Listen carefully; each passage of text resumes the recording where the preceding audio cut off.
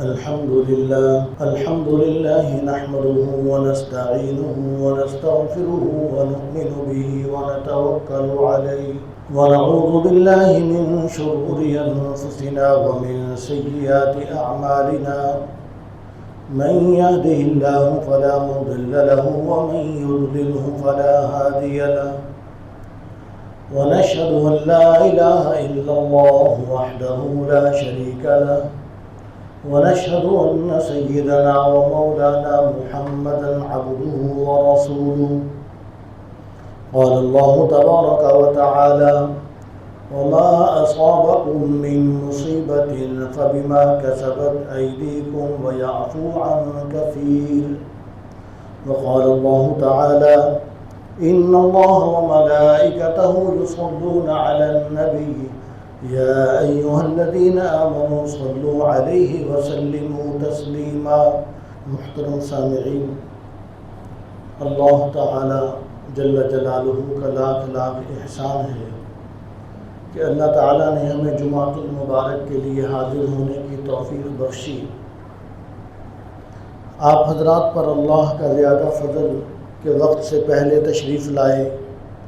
اس لیے کہ جو جتنا پہلے آتا ہے اجر و ثواب بھی اتنا ہی زیادہ پاتا ہے. آپ حضرات جانتے ہیں کہ یہ صفر المظفر کا مہینہ ہے اور آج صفر کے مہینے کی 2 تاریخ ہے. تو صفر کے مہینے کے متعلق چند باتوں کا آج تذکرہ کرتے ہیں، اس لیے کہ صفر کے مہینے کو لوگوں کے اندر جہالت کی بنیاد پر منحوس سمجھا جاتا ہے. لوگ یہ سمجھتے ہیں کہ شاید صفر کا مہینہ نحوست والا ہے، اسی لیے لوگ اس مہینے کے اندر شادی بھی نہیں کرتے، جبکہ خود نبی کریم صلی اللہ علیہ وسلم نے صفر کے مہینے میں نکاح فرمایا. تو صفر کے مہینے کو منحوس سمجھا جاتا ہے، جبکہ اسلام ہمیں یہ سبق سکھلاتا ہے کہ کسی بھی دن اور مہینے کے اندر اللہ تعالیٰ نے نحوست کو نہیں رکھا. اگر نحوست ہے تو آدمی کے اپنے برے اعمال کے اندر نحوست ہے، کسی دن اور مہینے کے اندر نحوست نہیں ہے. اسلام نے ہمیں یہ عقیدہ دیا ہے کہ ہر چیز کی خالق ذات اللہ تعالیٰ کی ہے، نفع نقصان جو بھی ہوگا وہ اللہ تعالیٰ کی طرف سے ہوگا. آدمی یہ سمجھے کہ صفر کا مہینہ منحوس ہے، ایسی بات نہیں ہے. اور اسی غلط عقیدے کو توڑا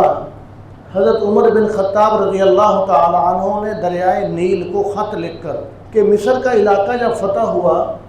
تو وہاں پر حضرت عمرو بن عاص رضی اللہ تعالی عنہ مقرر تھے.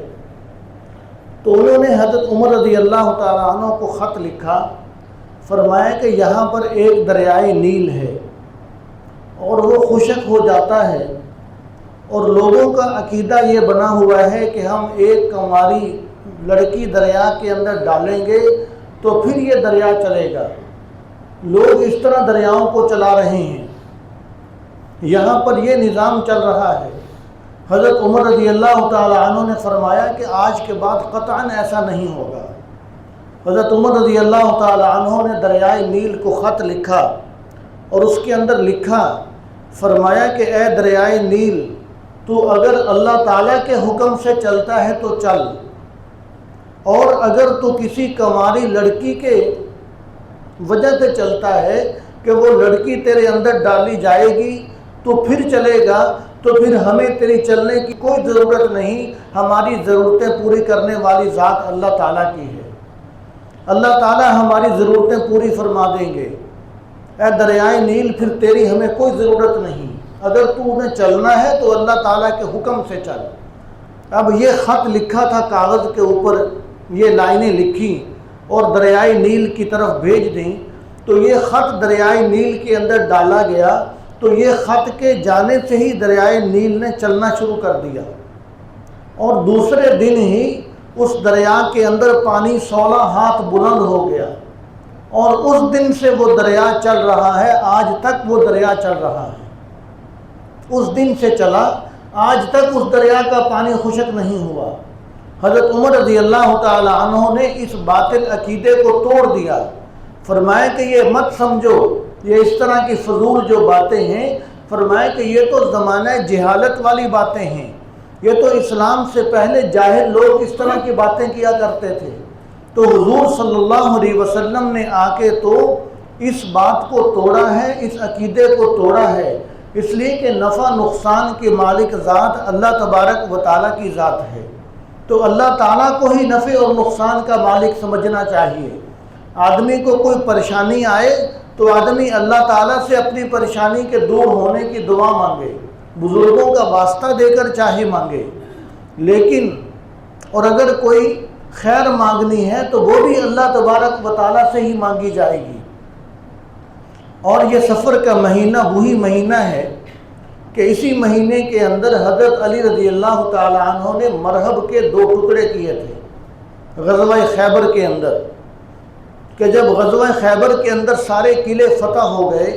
اور ایک قلعہ فتح نہیں ہو رہا تھا، تو حضور صلی اللہ علیہ وسلم نے فرمایا کہ کل کو میں تلوار ایک ایسے شخص کو دوں گا کہ جس سے اللہ اور اس کے رسول صلی اللہ علیہ وسلم محبت کرتے ہیں، اور اللہ تعالیٰ اس کے ہاتھوں یہ خیبر کا قلعہ فتح فرما دیں گے۔ تو صحابہ کرام سارے دیکھ رہے تھے کہ وہ کل کون خوش نصیب ہوتا ہے۔ تو جب اگلا دن آیا تو حضور صلی اللہ علیہ وسلم نے فرمایا کہ علی رضی اللہ تعالیٰ عنہ کدھر ہیں، انہیں بلائیے۔ صحابہ کرام نے فرمایا کہ یا رسول اللہ وہ تو بیمار ہیں، ان کی آنکھیں دکھتی ہیں، ان کی آنکھیں آج کل خراب ہیں۔ حضور صلی اللہ علیہ وسلم نے فرمایا کہ انہیں میرے پاس بلاؤ۔ حضرت علی رضی اللہ تعالیٰ عنہ تشریف لائے، آپ صلی اللہ علیہ وسلم نے اپنا لعاب دہن حضرت علی کی آنکھوں پر لگایا اور حضرت علی رضی اللہ تعالیٰ عنہ کی آنکھیں بالکل درست ہو گئیں، تندرست ہو گئے۔ حضور صلی اللہ علیہ وسلم نے ان کو تلوار پکڑائی، فرمایا کہ جاؤ خیبر کا قلعہ آج فتح کرنا ہے۔ تو مرہب جو ان کا بڑا سردار تھا، جو 1000 کے مقابلے میں اکیلا ہی کافی ہوتا تھا، جب اس نے دیکھا کہ ایک نوجوان جو ہے بھی چھوٹے قد کا وہ میرے مقابلے میں آ رہا ہے، تو اس نے یہ سمجھا کہ شاید یہ کوئی میرے پاس قاصد بن کے آ رہا ہوگا، کوئی پیغام لے کر آ رہا ہوگا۔ تو حضرت علی رضی اللہ تعالیٰ عنہ آگے بڑھے، فرمایا کہ میں کوئی قاصد نہیں ہوں، انا الذی سمت لی امی حیدرا، میں وہ شخص ہوں کہ میری ماں نے میرا نام حیدر رکھا ہے۔ فرمایا کہ میں ابھی چھوٹا بچہ تھا، ماں کی گود کے اندر تھا، میری ماں نے میرا نام حیدر رکھا، اور حیدر اس شیر کو کہا جاتا ہے کہ جو شیر دشمن کو بچھاڑ دے اور دشمن کا کچھ بھی نہ چھوڑے، اس کو سانس لینے کا بھی موقع نہ دے۔ فرمایا کہ میری ماں نے میرا نام حیدر رکھا ہے۔ تو حضرت علی رضی اللہ تعالی عنہ آگے بڑھے اور مرہب نے تلوار سے وار کیا، تو حضرت علی رضی اللہ تعالی عنہ اپنے ڈھال کے ذریعے سے اس وار کو روکا تو اس کی تلوار ٹوٹ گئی۔ تو حضرت علی رضی اللہ تعالی عنہ نے فرمایا کہ مرہب اب تو خالی ہاتھ ہے، مجھے شرم آتی ہے، میں اس بات کو اپنے لیے عیب سمجھتا ہوں کہ تو خالی ہاتھ ہو، میں تیرے اوپر وار کر دوں، جاؤ کوئی اور تلوار لے لو تاکہ تمہارے ذہن میں یہ نہ ہو کہ میرا ہاتھ خالی تھا اس لیے میں مارا گیا۔ تو مرہب نے دوسری تلوار پکڑی، اور جب اس نے دوسری تلوار سے وار کیا، حضرت علی رضی اللہ تعالی عنہ نے اس کو بھی اپنی ڈھال سے روکا اور پھر فرمایا کہ اب میں تجھے زیادہ مہلت نہیں دوں گا۔ فوراً وار کیا اور مرہب کے 2 ٹکڑے کر کے رکھ دیا۔ تو یہ واقعہ بھی اسی سفر کے مہینے کے اندر پیش آیا۔ تو سفر کے مہینے کو منحوس سمجھا جاتا ہے، حالانکہ سفر کا مہینہ کوئی منحوس نہیں، کوئی دن اور کوئی مہینہ منحوس نہیں ہے۔ حضور صلی اللہ علیہ وسلم نے ایک حدیث شریف کے اندر سفر کے مہینے کا تذکرہ فرمایا کہ لا عدوى ولا حامۃ ولا نوء ولا سفر۔ اس میں 4 چیزیں ارشاد فرمایا کہ 4 چیزیں ایسی ہیں کہ لوگ ان کے بارے میں غلط عقیدے رکھتے ہیں، ہر ایک چیز کے ساتھ لا فرمایا کہ اسلام کے اس غلط عقیدے کا اسلام کے ساتھ کوئی تعلق نہیں ہے۔ تو اس کے اندر پہلی چیز ارشاد فرمایا کہ لا عدوى، فرمایا کوئی بھی بیماری متعدی نہیں ہوتی، یعنی کوئی بیماری ایسی نہیں ہوتی کہ جو ایک بیماری دوسری کو لگ جائے۔ آپ صلی اللہ علیہ وسلم نے ارشاد فرمایا، جب آپ نے ارشاد فرمایا تو صحابہ کرام نے پوچھا کہ یا رسول اللہ، ہم تو دیکھتے ہیں کہ ایک خارش والا اونٹ ریوڑ کے اندر آتا ہے اور اس کے ساتھ پورے ریوڑ کو خارش ہو جاتی ہے، اور آپ فرما رہے ہیں کہ کوئی بھی بیماری دوسرے کو لگتی نہیں ہے، اس کی کیا وضاحت ہے؟ تو آپ صلی اللہ علیہ وسلم نے ارشاد فرمایا کہ مجھے یہ بتلاؤ کہ سب سے پہلے والے اونٹ کو بیماری کس نے لگائی ہے؟ جو سب سے پہلا اونٹ ہے اس کو بیماری کہاں سے لگی؟ تو صحابہ کرام نے فرمایا کہ وہ تو اللہ تعالیٰ کے حکم سے لگی۔ فرمایا جس پہلے اونٹ کو بیماری اللہ تعالیٰ کے حکم سے لگی، فرمایا کہ دوسرے اونٹوں کو بھی بیماری اللہ تعالیٰ کے حکم سے لگ رہی ہے۔ حضور صلی اللہ علیہ وسلم نے پہلی اس چیز کی نفی فرما دی، اور دوسرا ارشاد فرمایا کہ ولا ہامتا، فرمایا کہ پرندوں کے ذریعے لوگ جو غلط فعل نکالتے ہیں اس کا بھی اسلام کے ساتھ کوئی تعلق نہیں ہے۔ مثال کے طور پر لوگ پرندوں کو اڑاتے تھے اور اڑنے کے بعد دیکھتے تھے کہ پرندہ دائیں طرف جاتا ہے یا بائیں طرف جاتا ہے۔ وہ اگر دائیں طرف جاتا تو سمجھتے کہ سفر پر جانا بہتر ہوگا، اور اگر پرندہ بائیں طرف اڑ کر چلا جاتا تو سمجھ لیتے کہ سفر پر جانا بہتر نہیں ہوگا۔ آپ صلی اللہ علیہ وسلم نے فرمایا کہ لا ہامتا، فرمایا کہ اس پرندوں کے ذریعے جو فعل نکالنا ہے اس کا اسلام کے ساتھ کوئی تعلق نہیں ہے، کہ تم پرندوں کے ذریعے معلوم کرتے ہو کہ میرا سفر کرنا بہتر ہے کہ نہیں، میرا یہ کام کرنا بہتر ہے کہ نہیں۔ فرمایا کہ ایسی کوئی بات نہیں ہے، اور اس طرح کی جہالت آج بھی پائی جاتی ہے۔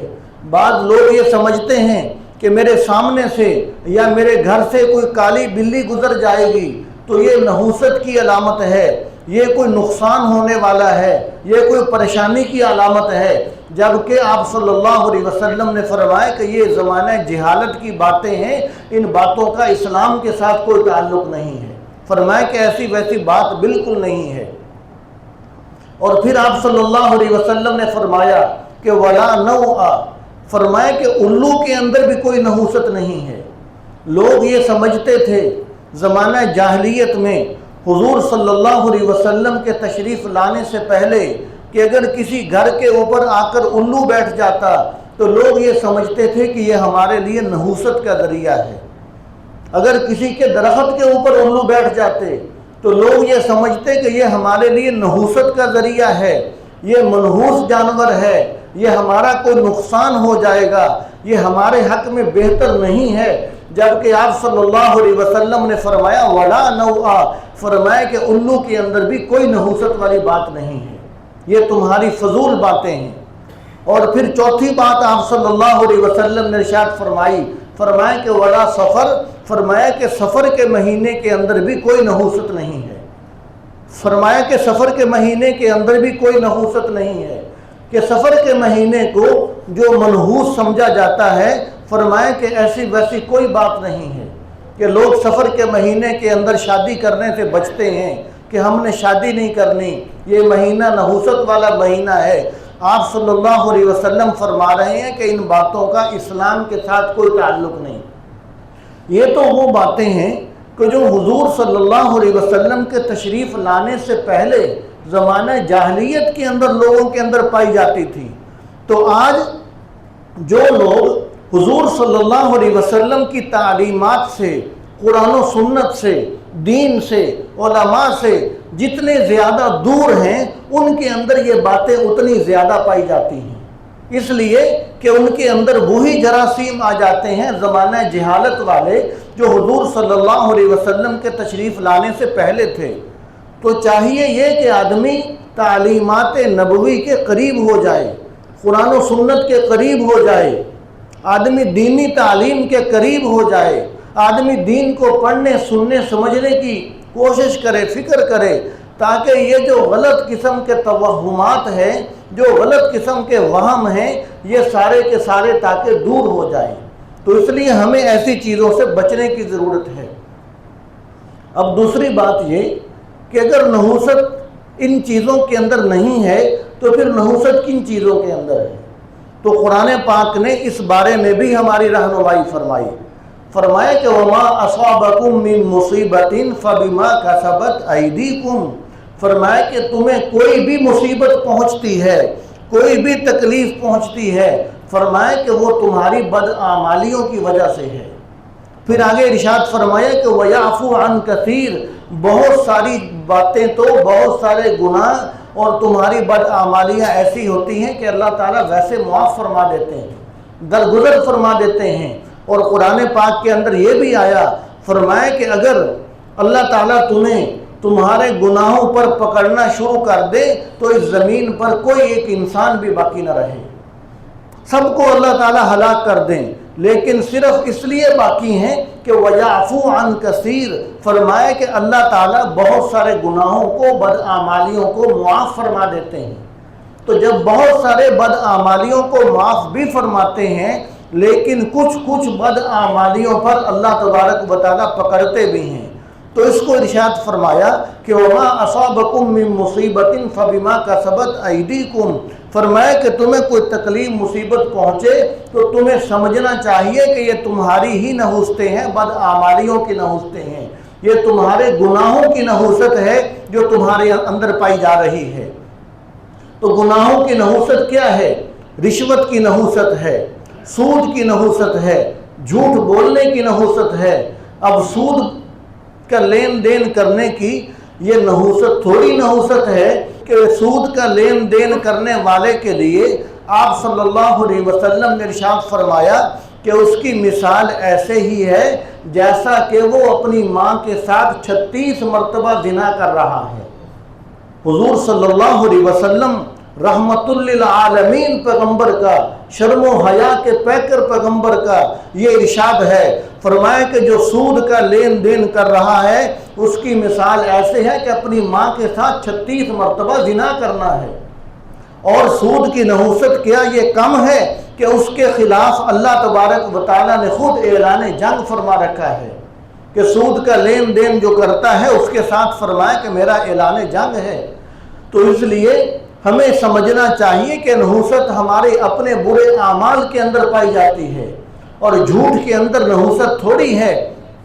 کہ حضور صلی اللہ علیہ وسلم ایک مرتبہ صحابہ کرام کو ارشاد فرمایا کہ الا انبئکم باکبر الکبائر، کیا میرے صحابہ کیا میں تمہیں بڑے بڑے کبیرہ گناہ نہ گنواؤں؟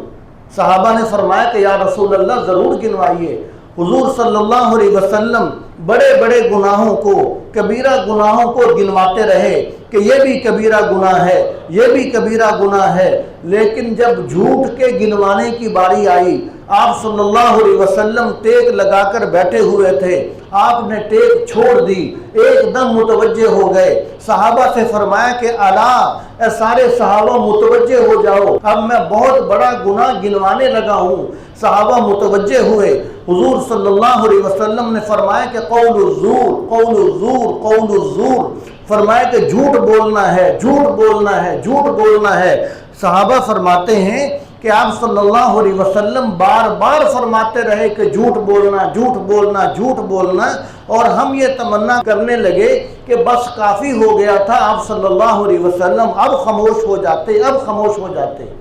یعنی اس قدر آپ صلی اللہ علیہ وسلم نے جھوٹ کے گناہ کو گنوایا اور اس کے خطرناک ہونے کو بیان فرمایا۔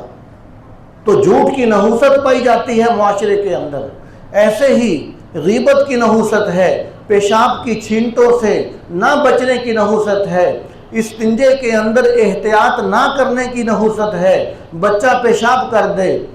اب کپڑوں کے اوپر، بدن کے اوپر ماں باپ کے پیشاب لگا ہوا ہے، آدمی فوراً اپنے بدن کو، اپنے کپڑوں کو پاک صاف نہیں کر رہا، اس کی نحوست ہے۔ حضور صلی اللہ علیہ وسلم قبر کے پاس سے گزر رہے تھے، آپ صلی اللہ علیہ وسلم نے ارشاد فرمایا کہ اس قبر والے کو 2 وجہ سے عذاب ہو رہا ہے، فرمایا کہ اس قبر والے کو 2 وجہ سے عذاب ہو رہا ہے، فرمایا کہ ایک تو اس وجہ سے کہ یہ غیبت کیا کرتا تھا، اور دوسرا غیبت اس کو کہا جاتا ہے کہ آدمی کسی مسلمان بھائی کو، کسی مسلمان کو پشت کے پیچھے اس کو برے لفظوں میں یاد کرے، اس کو غیبت کہا جاتا ہے۔ یہ نہ سمجھا جائے کہ میں تو یہ بات اس کے منہ پر بھی کہہ سکتا ہوں لہذا یہ غیبت نہیں ہے، پھر اگرچہ آدمی وہ بات اس کے منہ پر بھی کہہ سکتا ہو پھر بھی یہ غیبت ہی ہوتی ہے،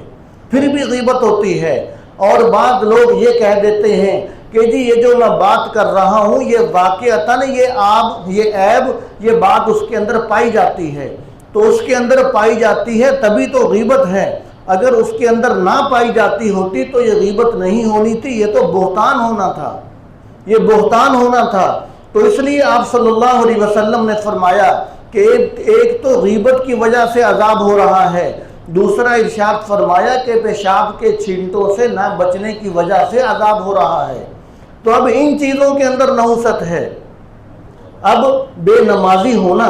یہ کوئی تھوڑا نحوست والا کام ہے، ایک بے نمازی کی نحوست 40 گھروں تک جاتی ہے۔ تو ہم دیکھیں کہ ایک گھر کے اندر جس گھر میں سارے ہی بے نمازی ہوں تو اس گھر میں نحوست باہر سے کوئی لانے کی ضرورت ہے؟ اس گھر کے اندر ہم نے خود اتنے سارے منحوس پالے ہوئے ہیں، اور بے نمازی ہونا یہ اتنی بڑی نحوست کی علامت ہے۔ پہلی بھی شاید 2-4 مرتبہ یہ حدیث شریف سنائی کہ آپ صلی اللہ علیہ وسلم نے ارشاد فرمایا کہ جب آدمی سو جاتا ہے تو شیطان اس کی گدی پر 3 گرے لگا دیتا ہے، اور جب وہ صبح اٹھتا ہے اللہ تعالیٰ کا نام لیتا ہے اس کی ایک گرہ کھل جاتی ہے، وہ وضو کرتا ہے دوسری گرہ کھل جاتی ہے، وہ نماز پڑھتا ہے تیسری گرہ کھل جاتی ہے، سارا دن حشاش بشاش گزارتا ہے۔ اور اگر وہ صبح نماز کے لیے نہیں اٹھتا تو آپ صلی اللہ علیہ وسلم نے فرمایا کہ وہ گرہ تو باقی رہتی ہے جو شیطان نے اس کی گردن پر اس کی گدی پر جو 3 گرے لگا دی تھیں۔ اور حدیث شریف کے اندر فرمایا کہ جو صبح کی نماز کے لیے نہیں اٹھتا آپ صلی اللہ علیہ وسلم نے فرمایا کہ شیطان اس کے کان کے اندر پیشاب کر دیتا ہے۔ آپ صلی اللہ علیہ وسلم نے فرمایا کہ شیطان اس کے کان کے اندر پیشاب کر دیتا ہے۔ اب دیکھیے کیا یہ نحوست ہونا تھوڑا ہے؟ کیا نحوست کے لیے یہ چیز کافی نہیں ہے؟ تو ہم اپنی جہالت کی بنیاد پر یہ سمجھ لیتے ہیں کہ شاید کہ سفر کا مہینہ منحوس ہے، حالانکہ اسلام کا اس کے ساتھ کوئی تعلق نہیں۔ اسلام کے اندر نہ کوئی دن منحوس ہے نہ کوئی مہینہ منحوس ہے۔ اگر نحوست ہے تو اللہ تعالیٰ نے ارشاد فرمایا کہ وَمَا أَصَابَكُم مِّن مُّصِيبَةٍ فَبِمَا كَسَبَتْ أَيْدِيكُمْ، فرمائے کہ جو بھی نحوست ہے سراسر نحوست تمہاری اپنی بدعمالیوں کے اندر ہے، تمہاری بدعمالیوں کے اندر نحوست ہے۔ جب آدمی سود کو نہیں چھوڑے گا، رشوت کو، غیبت کو نہیں چھوڑے گا، پیشاب سے احتیاط نہیں کرے گا اس کی چھینٹوں سے، اور اگر کپڑوں کو لگ گیا آدمی اس کی احتیاط نہیں کرے گا، نماز کی پابندی نہیں کرے گا، تو یہ چیزیں ہیں کہ جو نحوست والی ہیں، ان چیزوں کی نحوست آدمی کے اوپر پڑتی ہے۔ تو اس لیے ہمیں چاہیے کہ ہم احتیاط والی زندگی گزاریں اور ہم یہ سمجھیں کہ یہ اعمال نحوست والی ہم نے ان سے بچنا ہے۔ اور دین سے دور ہونے کی وجہ سے لوگ یہ سمجھ لیتے ہیں کہ جی یہ سفر کا مہینہ آ گیا، یہ مہینہ ایسا مہینہ ہے کہ یہ نعوذ باللہ منحوس ہے، اس میں نکاح نہیں کرنا، یہ ہو جائے گا وہ ہو جائے گا، جبکہ حضور صلی اللہ علیہ وسلم نے خود سفر کے مہینے کے اندر نکاح فرمایا ہے۔ تو اس لیے آپ صلی اللہ علیہ وسلم نے فرمایا کہ لا عدوى ولا حامۃ ولا نوء ولا سفر، فرمایا کہ تم جو ان چیزوں کو منحوس سمجھتے ہو جس کا شروع کے اندر میں نے تفصیل سے ذکر کیا، اب وقت نہیں ہے، فرمایا کہ ان چیزوں کے اندر نحوست نہیں ہے، اگر نحوست ہے تو آدمی کے اپنی بدعمالیوں کے اندر نحوست ہے۔ تو حضرت عائشہ صدیقہ رضی اللہ تعالی عنہ نے ارشاد فرمایا، ان سے روایت ہے کہ حضور صلی اللہ علیہ وسلم نے ارشاد فرمایا کہ بعض دفعہ آدمی کے گناہ اتنے زیادہ بڑھ جاتے ہیں کہ آدمی کے گناہ بہت زیادہ بڑھ جاتے ہیں تو وہ توبہ اور استغفار بھی نہیں کر رہا ہوتا۔ تو جب اس کے گناہ بڑھ گئے، توبہ اور استغفار بھی نہیں کر رہا، تو پھر اللہ تعالیٰ اس کو کسی غم کے اندر، کسی تکلیف کے اندر، کسی مصیبت کے اندر مبتلا کر دیتے ہیں تاکہ اس کے گناہوں کا کفارہ ہو جائے، تاکہ اس کے گناہوں کا کفارہ ہو جائے۔ تو یہ حدیث شریف مفسرین کرام نے اسی آیت شریفہ کے تحت لکھی کہ وما असाबकुम मिन मुसीबतिन फबिमा कसबत ऐदीकुम, कि तुम्हें जो भी कोई मुसीबत परेशानी पहुंचती है वो तुम्हारी अपनी बदआमालियों की वजह से पहुंचती है। तो इसलिए हमें चाहिए कि अगर हमने नहूसत तलाश करनी हो तो हमें अपने आमाल के अंदर नहूसत तलाश करनी चाहिए। अपने घरों की बदआमालियों के अंदर, हमारे घरों के अंदर म्यूज़िक होगा, नाच गाना होगा, मोबाइल फ़ोन का गलत इस्तेमाल होगा, नज़रों का गलत इस्तेमाल होगा, ज़ुबान का गलत इस्तेमाल होगा, कानों का गलत इस्तेमाल होगा, और घर के अंदर बेनमाजी मौजूद होंगे। तो ये चीज़ें हैं कि जो घर के अंदर, ख़ानदान के अंदर, जो फैमिली के अंदर नहूसत पैदा करती हैं और बेसुकूनी का ज़रिया बनती हैं। कोई दिन भी, कोई महीना भी अल्लाह तबारक व तआला ने मनहूस नहीं रखा। सारे महीने, सारे दिन ही बाबरकत हैं, मुक़द्दस है, मुहतरम है। अगर नहूसत है तो हमें अपने आमाल ठीक करने होंगे, उनमें नहूसत होगी, बदआमालियों के अंदर। तो दुआ है कि अल्लाह ताला मुझे भी और आपको, हम सब को अमल करने की तौफीक अता फरमाए।